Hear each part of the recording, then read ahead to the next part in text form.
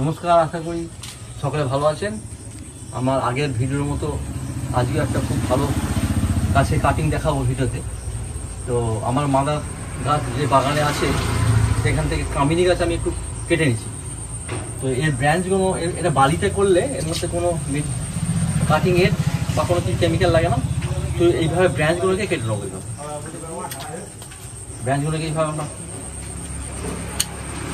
আলাদা করে নেবো, নিয়ে বালির মধ্যে 2 ইঞ্চির মতো বালির মধ্যে প্রবেশ করে দেবো। এটা এক মাস পর এটার মধ্যে রুট চলে আসবে। এখন বালিতে যেহেতু দিচ্ছি সেই জন্যে এর মধ্যে কোনো সার বা কোনো পেস্টিসাইড বা কোনো কিছু ফাঙ্গাসের জন্য কোনো কিছু প্রয়োজন নেই। এগুলো শুধু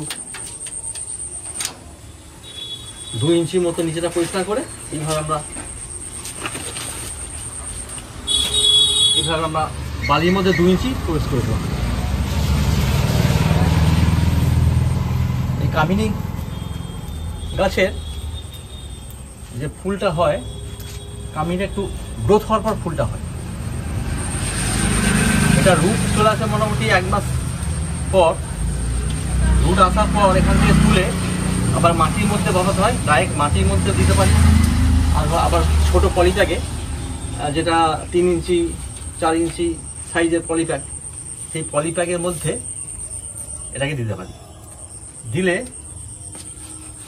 যখন গাছের রুটটা খুব বেশি ঝাড় হয়ে যায়, রুটটা যখন স্ট্রং হয়ে যায়, তখন তার মধ্যে আমরা সার হিসাবে এমনি তো মাটির মধ্যে গোবর 60-40% মিক্সিং করে দিতেই হয়।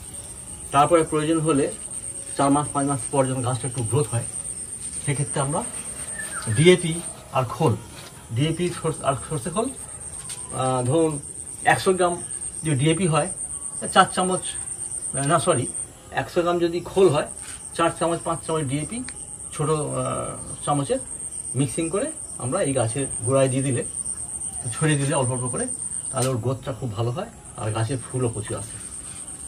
তো আজকের এই ভিডিওটা কেমন লাগলো অবশ্যই কমেন্টসে বলবেন এবং সাবস্ক্রাইব করবেন। আর পরবর্তী ভিডিও যাতে প্রেরণা পাই সেই জন্য অবশ্যই সাবস্ক্রাইব করবেন। নমস্কার, সকলে ভালো থাকবেন।